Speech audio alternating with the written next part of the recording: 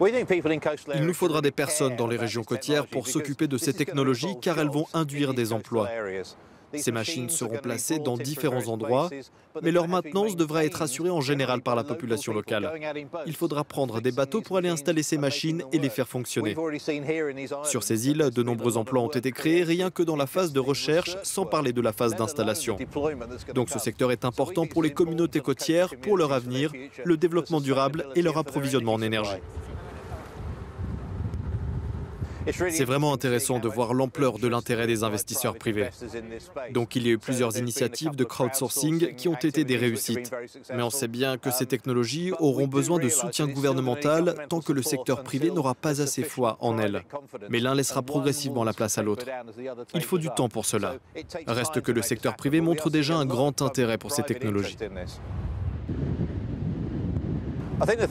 Selon moi, ce qu'il faut pour que ces technologies soient des réussites, c'est un peu de patience parce que cela prend du temps pour qu'elles fonctionnent et il faut avoir foi dans le fait qu'elles vont voir le jour et conserver cette vision qu'elles ont la capacité de fournir une énergie à faible teneur en carbone. Cela ne se fera pas en 5 minutes, donc nous avons besoin d'un soutien durable et déterminé et nous devons nous assurer que les législateurs sont capables d'aider ces technologies à être mises en service dans les océans.